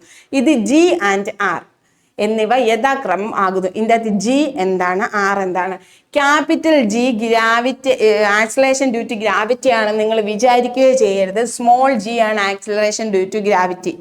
ഓക്കെ, ആക്സിലറേഷൻ ഡ്യൂ ടു ഗുരുത്വാകർഷണ അല്ലെ, ആക്സിലറേഷൻ ഡ്യൂ ടു ഗ്രാവിറ്റി എന്ന് പറയുന്നത് G ആണ്. 9.810 എന്നത് സ്മോൾ G ആണ്. ക്യാപിറ്റൽ G എന്ന് പറയുന്നത് ഈ വാല്യൂ ആണ് 6.6. അതിനെ പറയുന്നത് ഗ്രാവിറ്റേഷണൽ കോൺസ്റ്റന്റ് എന്ന്. ഓക്കെ, അപ്പൊ R എന്താണ്? രണ്ട് മാസിന്റെ ഇടയിലുള്ള ഡിസ്റ്റൻസ്. അപ്പൊ നോക്ക, ന്യൂട്ടോണിയൻ ഗുരുത്വാകർഷണ സ്ഥിരാങ്കം, ഓക്കെ, ഗ്രാവിറ്റേഷൻ കോൺസ്റ്റന്റും പിണ്ഡ കേന്ദ്രങ്ങൾ തമ്മിലുള്ള ദൂരം അല്ലെ, പിണ്ഡത്തിന്റെ സെന്റർ തമ്മിലുള്ള ദൂരമാണല്ലോ. അപ്പൊ ഓപ്ഷൻ എ ആണല്ലോ കറക്റ്റ്. ബാക്കി ഒന്നും നോക്കുകയേ വേണ്ട, ഫസ്റ്റ് ഓപ്ഷനിൽ തന്നെ കിട്ടിയല്ലോ. പിന്നെ എന്തിനാ തെറ്റിക്കാൻ ബാക്കി വായിക്കുന്നത്? ഫസ്റ്റ് ഓപ്ഷൻ ആണ് കറക്റ്റ് എങ്കിൽ പിന്നെ അത് നിങ്ങൾ ബാക്കി വായിക്കാൻ നിൽക്കരുത്. നമ്മൾ ഓൾറെഡി നമുക്ക് ക്വസ്റ്റ്യൻ കിട്ടുമ്പോൾ തന്നെ ഓപ്ഷൻ നോക്കുന്നതിന് മുമ്പ് നിങ്ങൾക്ക് ഒരു ഐഡിയ വേണം, അങ്ങനെയൊക്കെ ആണല്ലോ, എന്നിട്ട് ഓപ്ഷൻ നോക്കാം കേട്ടോ. ഇതിൽ ആദ്യം ഓപ്ഷൻ നോക്കിയാൽ മൊത്തം തെറ്റും. ഓക്കെ, നെക്സ്റ്റ് ഇത് ഇംഗ്ലീഷിലും മലയാളത്തിലും കൊടുത്തിട്ടുണ്ട്. മലയാളം നോക്കാം. 2016 ആധുനിക ആവർത്തന പട്ടികയിൽ 4 പുതിയ മൂലകങ്ങൾ ചേർക്കപ്പെട്ടു. അങ്ങനെ ആവർത്തന പട്ടികയിലെ 7ാമത്തെ പീരീഡ് പൂർത്തിയായി. താഴെ കൊടുത്തിരിക്കുന്ന മൂലകങ്ങളിൽ നിന്ന് പുതിയതായി ചേർത്ത മൂലകങ്ങളുടെ പട്ടികയിൽ ഉൾപ്പെടാത്ത ഒറ്റ മൂലകം തിരഞ്ഞെടുക്കുക. ഇത് പീരിയോഡിക് ടേബിൾ എന്ന് പറഞ്ഞ എൻ്റെ ക്ലാസ്സിൽ ഞാൻ നല്ല വ്യക്തമായിട്ട് പറയുന്നുണ്ട്. ലാസ്റ്റ് ചേർത്ത മൂലകങ്ങൾ 4 ഏതൊക്കെയാണെന്ന്. മോസ്കോവിയം, ടെന്നസിൻ, ഒഗാനസൺ ആൻഡ് അടുത്തത് നിഹോണിയം ആണ് കേട്ടോ. നിഹോണിയം. ഈ 4 എന്തെന്ന് പറയുന്നത് പുതുതായി ചേർത്ത മൂലകങ്ങൾ. ഏതൊക്കെയാണ്? Moscovium, tennessine, oganesson and nihonium. ഈ 4 പുതുതായി ചേർത്തത്. അപ്പൊ പുതുതായി ചേർക്കാഞ്ഞത് ഏതാണ്? ലിവർമോറിയം അല്ലെ. ലിവർമോറിയമാണ് എന്തെന്ന് പറയുന്നത് ഇതിൽ കൂടപ്പെടാത്തത്. ഓക്കെ, കൂട്ടത്തിൽപ്പെടാത്തത്. അതെ, ഈ ഒരു പേജ് തന്നെ അവിടെ പീരിയോഡിക് ടേബിൾ ഞാൻ എക്സ്പ്ലെയിൻ ചെയ്യുന്നുണ്ട് നല്ല വൃത്തിയായിട്ട്. ഈ 4 ലാസ്റ്റ്. അപ്പൊ എന്തെങ്കിലും ഇത് ഈ സെക്ഷനുമായിട്ട് ഡൗട്ട് ഉള്ളവര് ജസ്റ്റ് അവിടെ പോയി നോക്കുക. ഈ ഫുൾ പീരിയോഡിക് ടേബിളിൽ നിന്നുള്ള ക്വസ്റ്റ്യൻസ് നിങ്ങൾക്ക് ആ ഒരു വീഡിയോ കണ്ടാൽ നിങ്ങൾക്ക് തെറ്റത്തില്ല. ഓടിപ്പോയി കണ്ടോ. കാണാത്തവരല്ല ഇത് കണ്ടു കഴിഞ്ഞിട്ട് ഓടിപ്പോയി കാണാം. ഓക്കെ, അടുത്ത് നോക്കിക്കേ. ദൃശ്യപ്രകാശത്തിന്റെ ആവൃത്തി F1 എന്ന് പറഞ്ഞാൽ നമ്മൾ ഇലക്ട്രോമാഗ്നറ്റിക് സ്പെക്ട്രം പറയുമല്ലോ, അതിൻ്റെ അകത്ത് വിസിബിൾ റേ എന്ന് പറയുന്നത് ആവൃത്തി എന്ന് പറഞ്ഞാൽ ഫ്രീക്വൻസി. വിസിബിൾ ലൈറ്റിന്റെ ആവൃത്തി എന്ന് പറയുന്നത് F1 ആണെന്ന് വിചാരിക്കുക. Visible F1. പിന്നെ മൈക്രോവേവിന്റെ ആവൃത്തി F2. അതുപോലെ തന്നെ എക്സ്റേയുടെ ആവൃത്തി F3 ആണെന്ന് വിചാരിക്കുക. ഇത് നിങ്ങളൊന്ന് ശ്രദ്ധിക്കുക. ഒരു കോഡ് വെച്ചിട്ട് ഇതിപ്പോൾ എക്സ്പ്ലെയിൻ ചെയ്തു തരാം. ഒരു കോഡ് വെച്ചിട്ട് എക്സ്പ്ലെയിൻ ചെയ്തു തരാം. നമുക്കറിയാം radio wave, microwave, infrared, visible, UV, X-ray, gamma ray. ഈ ഓർഡർ പഠിച്ചിരിക്കാൻ നിങ്ങളൊരു കാര്യം. ഇതെന്ന് പറഞ്ഞാൽ ഫ്രീക്വൻസി കൂടുന്ന റേഞ്ചിലുള്ള ഓർഡർ കൊടുത്തേക്കുന്നത്. അപ്പൊ ഏറ്റവും ഏതാണ്? അപ്പൊ നമുക്ക്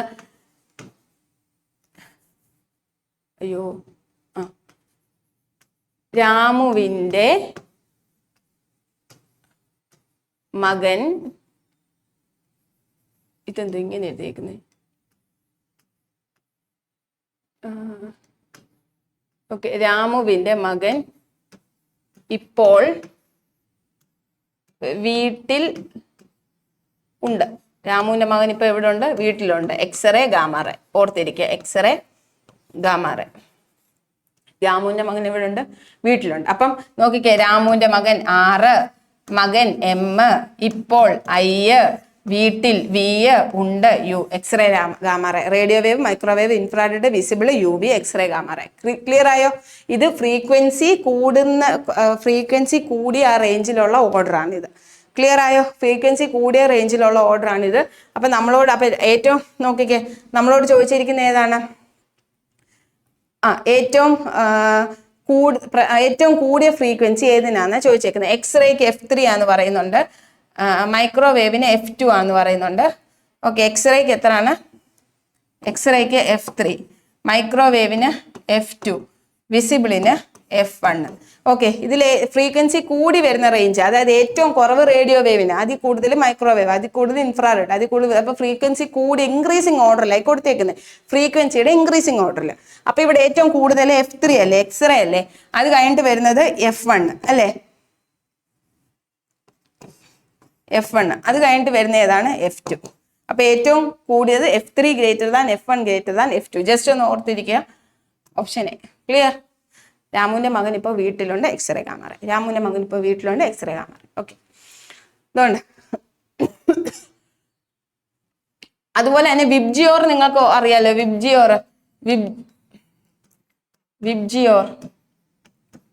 വിബ്ജിയോർ എന്ന് പറയുമ്പോൾ ഏറ്റവും വേവ് ലെങ്ത് കൂടിയ ആ ഒരു റേഞ്ചിലെ വിബ്ജിയോർ എന്ന് പറഞ്ഞാൽ റെഡിനാണ് ഏറ്റവും കൂടുതൽ വേവ് ലെങ്ത് കൂടുതൽ, വയലറ്റിനാണ് ഏറ്റവും കൂടുതൽ വേവ് ലെങ്ത് കുറവ്.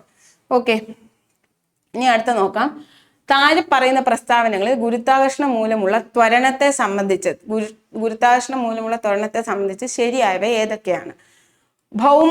ഭൗമോപരിതലത്തിൽ നിന്ന് മുകളിലേക്ക് പോകുന്തോറും ജിയുടെ മൂല്യം കുറഞ്ഞു വരുന്നു. അത് ശരിയാണ്.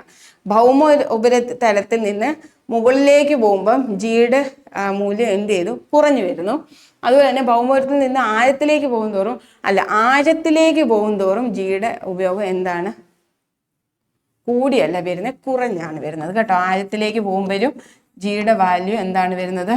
ഡെപ്തിലേക്ക് പോകുമ്പോൾ ജിയുടെ വാല്യൂ എന്താണ് വരുന്നത്? കുറഞ്ഞു വരുന്നു. ഓക്കെ, അത് ഇമ്പോർട്ടൻ്റ്. ധ്രുവ പ്രദേശങ്ങളിലാണ് ജിക്ക് ഏറ്റവും ഉയർന്ന മൂല്യം. അത് രണ്ടും ഓർത്തിരിക്കുക. അപ്പൊ എന്താണ് അപ്പൊ ഈ ഒരു ടോപ്പിക്ക് നിങ്ങൾക്ക് അറിയത്തില്ലെങ്കിൽ ഞാൻ സെക്ഷൻ എടുത്തു തരാം. ഇതിനെ പറ്റി കുറെ പറയാനുണ്ട്. അപ്പം അറിയാത്തവർ ജസ്റ്റ് കമന്റ് ചെയ്യുക. ഇപ്പൊ ഇത്ര ഓർത്തിരിക്കുക. ഉപരിതലത്തിൽ നിന്ന് മുകളിലേക്ക് പോകുമ്പോൾ ജി കുറഞ്ഞു വരുന്നു. പോൾസിൽ ധ്രുവ പ്രദേശത്തിലായിരിക്കും മാക്സിമം ജി. ഡെപ്തിലോട്ട് പോകുമ്പോഴും കൂടിയല്ല വരുന്നത്, കുറഞ്ഞാണ് വരുന്നത്. അപ്പൊ ഈ ഓപ്ഷൻ തെറ്റാ. അപ്പൊ നമ്മൾ ശരിയായത് ഏതൊക്കെയാണെന്നല്ലേ ചോദിച്ചേക്കുന്നത്. ഇതിൻ്റെ അത് ശരിയായത് ഏതൊക്കെയാണ്? 1, 3 അല്ലേ. അപ്പോൾ ഓപ്ഷൻ സി ആണ് കറക്റ്റ്. Okay, clear? ചില മൂലകങ്ങളെ ബ്ലോക്ക് അടിസ്ഥാനത്തിൽ പട്ടികപ്പെടുത്തിയിരിക്കും. ഇതിൽ നിന്ന് ട്രാൻസ് യുറേനിയം എന്താണ്? ട്രാൻസ് യുറേനിയം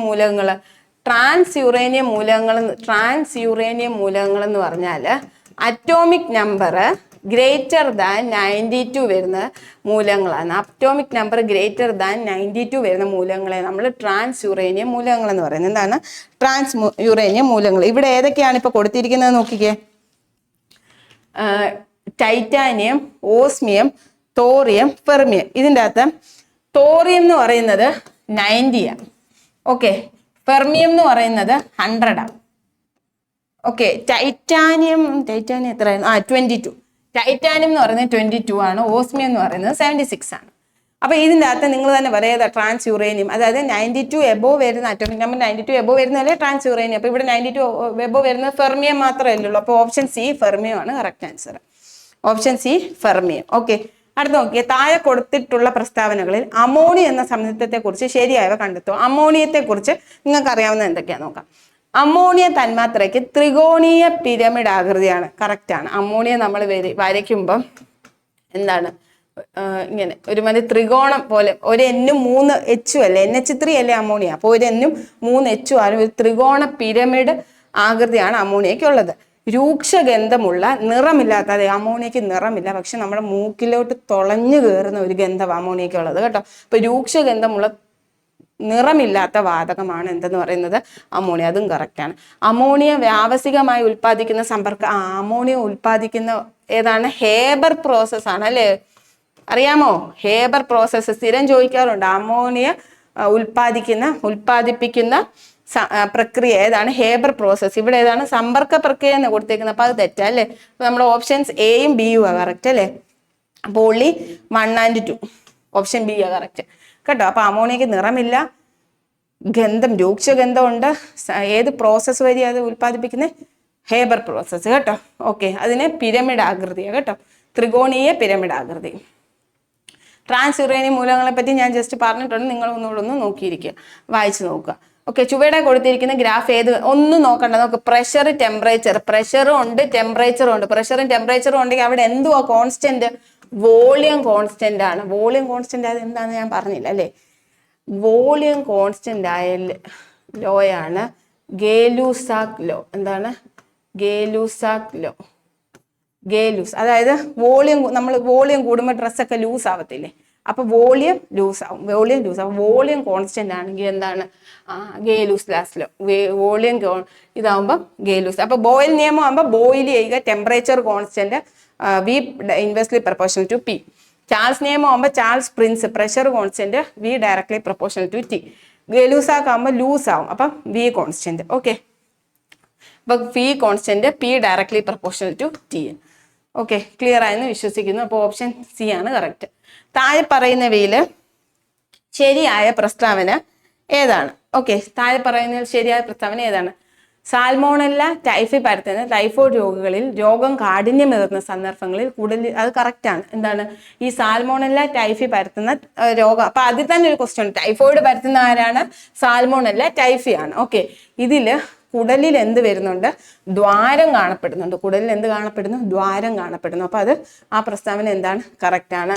പ്ലാസ്മോഡിയം പരത്തുന്ന മലേറിയ രോഗത്തെ, അപ്പൊ മലേറിയ പരത്തുന്ന ആരാണ്? പ്ലാസ്മോഡിയം രോഗത്തിൽ വിറയലോട് കൂടി, അല്ലെ മലേറിയ ഉള്ളവർക്ക് വിറയൽ ഉണ്ടാവാറുണ്ട്, അതും കറക്റ്റ് ആണ്.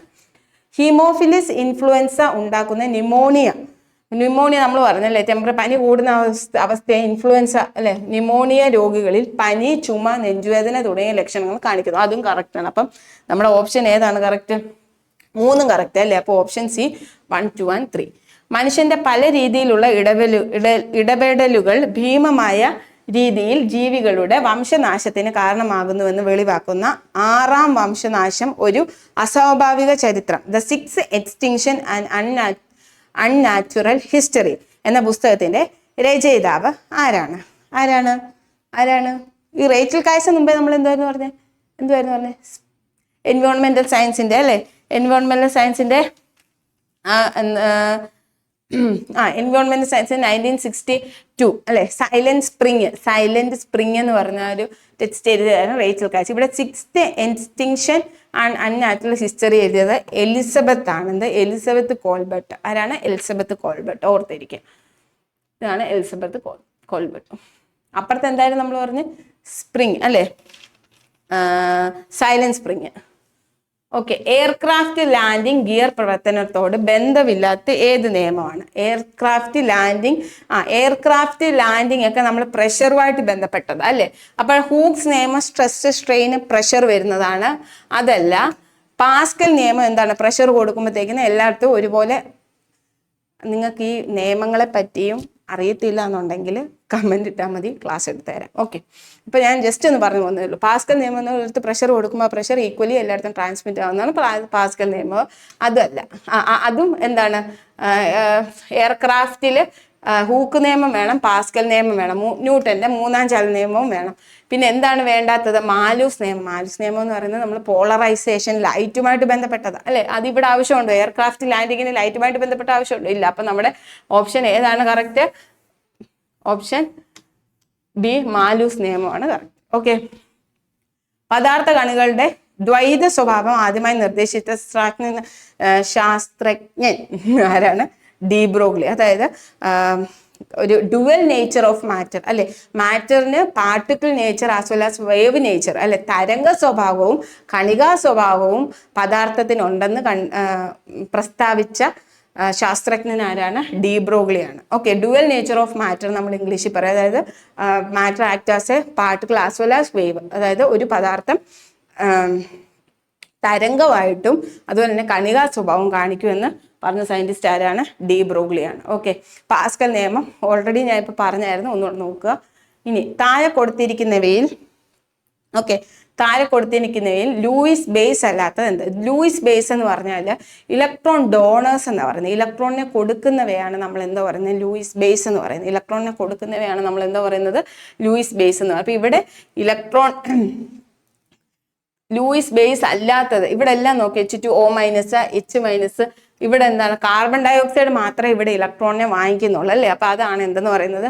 ലൂയിസ് ബേസ് അല്ലാത്തത്. അപ്പം ഈ ആസിഡ് ബേസ് കൺഫ്യൂഷൻ ഉണ്ടെങ്കിൽ പറഞ്ഞാൽ മതി, അതും എക്സ്ട്രാ ഒരു ക്ലാസ് ആയിട്ട് എടുത്തു തരാം കേട്ടോ. ഓക്കെ, 2023 രസാന്തരത്തിന് നോബൽ പ്രൈസ് ഏതിന്റെ കണ്ടുപിടുത്തത്തിനാണ് നൽകപ്പെട്ടത്? ക്വാണ്ടം ഡോട്ട്സ് കേട്ടോ. അപ്പം quantum well, quantum mechanics, quantum computing, quantum dots, ഇതിൽ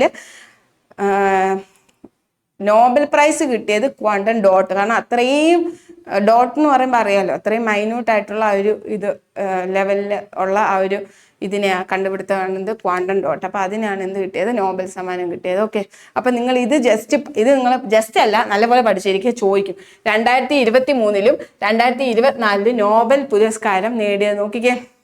2024 ഞാൻ ജസ്റ്റ് വായിക്കാൻ, നിങ്ങൾ പഠിച്ചോളുക. ഓക്കെ, ഭൗതിക ശാസ്ത്രം എന്താണ്? ജോൺ ജെ ഹോപ്ഫീൽഡും ജെഫ്രി ഇ ഹിൻഡ്രൻ. ഓക്കെ, ഇവർക്ക് രണ്ടുപേർക്കാണ് ഭൗതിക ശാസ്ത്രത്തിന് 2024 നോബൽ പുരസ്കാരം കിട്ടിയത്. അതുപോലെ തന്നെ രസാന്തരത്തില് David Baker, Demis Hassabis, John M Jumper. അപ്പൊ ഇവർക്ക് 3 പേർക്കുമാണ് എന്ത്? രസാന്തരത്തിൽ 2024 നോബൽ പ്രൈസ് കിട്ടിയത്. അത് നിങ്ങൾ സ്ക്രീൻഷോട്ട് എടുത്ത് കുത്തിയിരുന്ന് തന്നെ പഠിച്ചോളൂ. കാരണം അത് ചോദിക്കും, കറണ്ട് അഫേഴ്സ് ആണ്, അല്ലെങ്കിൽ കറണ്ട് അഫേഴ്സിൻ്റെ ക്ലാസ്സിൽ സാർ എക്സ്പ്ലെയിൻ ചെയ്യുന്നുണ്ടെന്ന് തോന്നുന്നു. അപ്പോൾ അത് പഠിച്ചോളൂ. ഓക്കെ, ട്രാവലിംഗ് വേവ് ഇംഗ്ലീഷ് അല്ലേ? അപ്പം ഇംഗ്ലീഷ് പറഞ്ഞാൽ ഡിഗ്രി ലെവൽ അല്ലാത്തവർക്ക് കൂടെ വേണ്ടിയിട്ട് മലയാളം പറയാം. ഓക്കെ, അതിൻ്റെ തന്നെ മലയാളം. ഒരു ചരടിൻ്റെ അറ്റങ്ങളിലൊന്ന് ആന്തോളനം എന്ന് പറഞ്ഞാൽ ഒരു ഇങ്ങനെ ഓസിലേറ്റ്, ഒരു ചരടിൻ്റെ അറ്റം ഇങ്ങനെ നമ്മൾ ഓസിലേറ്റ് ചെയ്യിക്കുക. ഞാൻ കുറച്ച് കഴിഞ്ഞപ്പോൾ ഇതിൻ്റെ ഫ്രീക്വൻസി കൂട്ടുമ്പം അവിടെ എന്താണ് വ്യത്യാസം വരുന്നതെന്നാണ് ചോദിച്ചിരിക്കുന്നത്. ഓക്കെ, ഫ്രീക്വൻസി കൂട്ടുമ്പം അവിടെ എന്താണ് വ്യത്യാസം വരുന്നത്? അതായത് ഇതിപ്പോൾ സാധാ ഇങ്ങനെ പോകുന്ന വേവാന്ന് വിചാരിച്ചോ. ഞാൻ ഇതിൻ്റെ ഫ്രീക്വൻസി കണ്ട് ഇങ്ങനെ കൂട്ടുകയെന്ന് വിചാരിച്ചോ. അപ്പം ഇവിടെ എന്താണ്?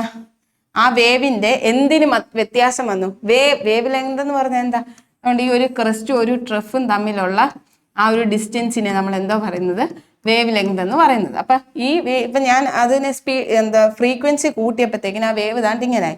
അപ്പം അതിൻ്റെ വേവ് ലെങ്ത് എന്ത് ചെയ്തു? ഇതിൽ നിന്ന് ഇങ്ങോട്ട് കുറഞ്ഞു. അപ്പം എന്തിന് വ്യത്യാസം വരും? വേവ് ലെങ്തിന് എന്ത് ചെയ്യുന്നുണ്ട്? വ്യത്യാസം വരുന്നുണ്ട്. സ്പീഡിനൊന്നും വ്യത്യാസം വരുന്നില്ല. വ്യത്യാസം വരുന്നത് എന്തിനാണ്? വേവ് ലെങ്തിന്. അപ്പം നമുക്ക് നോക്കാം.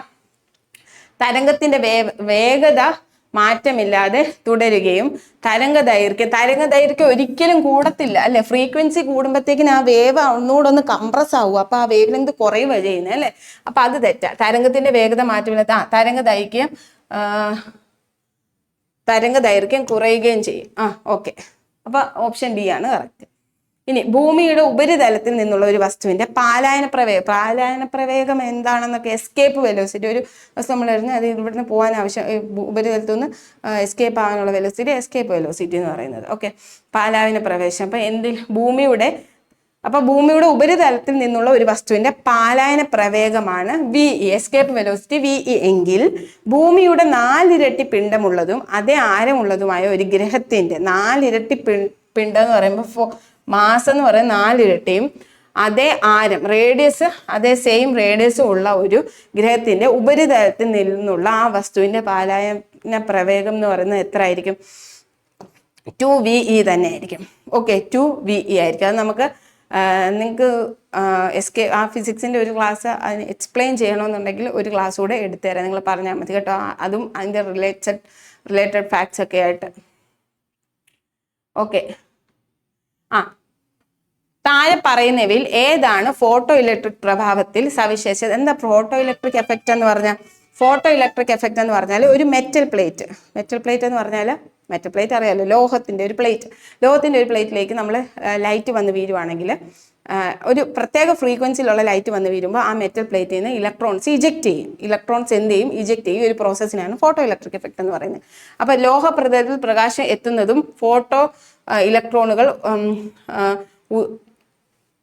ഉത്സർജനം സംഭവിക്കുന്നതും തമ്മിൽ സമയ ഇടവേളയില്ല. കറക്റ്റാണ്. അതായത് ലൈറ്റ് വന്ന് പതിക്കുകയും അപ്പം ഇലക്ട്രോൺസ് ഇജക്റ്റ് ചെയ്യും. അത് തമ്മിൽ എന്തില്ല, ഒരു ഇടവേള ഇല്ല. അപ്പം ഇതെന്താണ്, കറക്റ്റാണ്.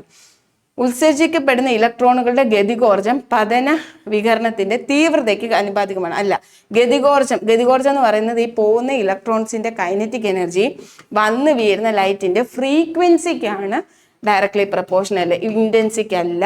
ഓക്കെ, അത് ഓർത്തിരിക്കുക.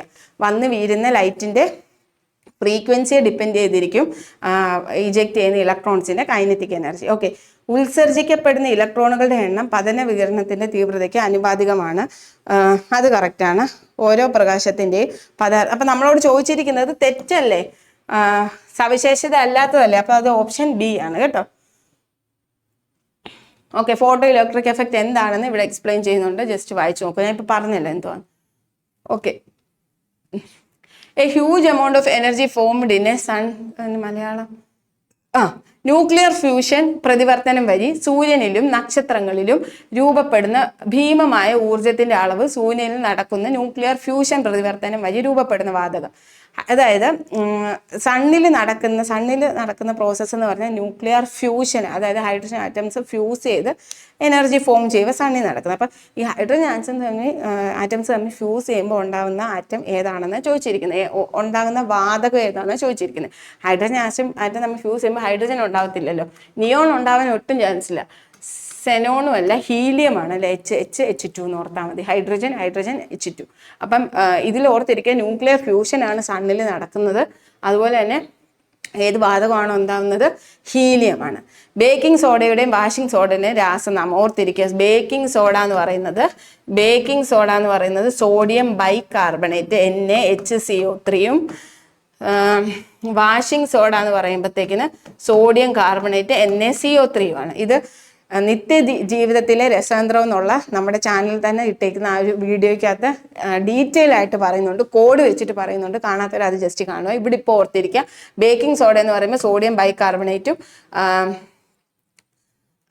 വാഷിംഗ് സോഡ എന്ന് പറയുമ്പോൾ സോഡിയം കാർബണേറ്റുമാണ്. ഓക്കെ, ഇനി അടുത്ത് നോക്കുക. താഴെ പറയുന്നവയിൽ ഇരുമ്പിന്റെ ധാതു അല്ലാത്ത സമയത്ത്, ഇരുമ്പിന്റെ ധാതു എന്ന് പറയുന്നത് hematite, magnetite, siderite. Hematite, magnetite, siderite ഇതെല്ലാമാണ് ഇരുമ്പിന്റെ ഓർ എന്ന് പറയുന്നത്. ഈ മലച്ചയറ്റ് എന്ന് പറയുന്നത് കോപ്പറിന്റെ ആണ് കേട്ടോ. കോപ്പറിന്റെ ധാതുവാണ്, ഓർത്തിരിക്കുക. മലച്ചയറ്റ് എന്ന് പറയുന്നത് കോപ്പറിന്റെ ആണ്. അപ്പം ഇരുമ്പിന്റെ ആണ് ഹെമറ്റൈറ്റ്, മാഗ്നറ്റൈറ്റ്, സിഡറൈറ്റ്. ഈ ഓറിന്റെ എല്ലാം കൂടി ഒരു ക്ലാസ് ഞാൻ എടുത്തു തരാം കേട്ടോ. അപ്പൊ ഇപ്പൊ ഇത് ഇത്രയും ഓർത്തിരിക്കുക. ഓക്കെ, മനുഷ്യ ശരീരത്തിൽ ഏറ്റവും കൂടുതലുള്ള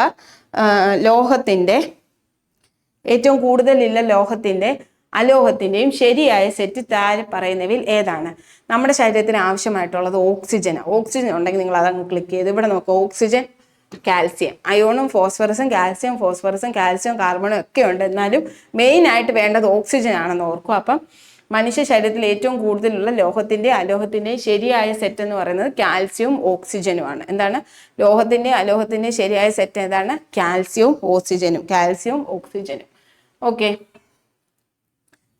ഓക്കെ, അപ്പം താങ്ക് യു. അപ്പം നിങ്ങൾക്ക് ഇതിൻ്റെ അകത്ത് കുറച്ച് ഡിഫിക്കൽട്ട് ക്വസ്റ്റ്യൻസ് ഒക്കെ ഉണ്ട്. അപ്പം നിങ്ങളതൊന്ന് ഏത് പോർഷനാണോ നിങ്ങൾക്ക് ഡൗട്ടായിട്ട് അല്ലെങ്കിൽ പാടായിട്ട് തോന്നുന്നത് അതൊന്ന് നിങ്ങൾ റിപ്പീറ്റ് ചെയ്ത് ഒന്നുകൂടെ കാണുക. ഓക്കെ,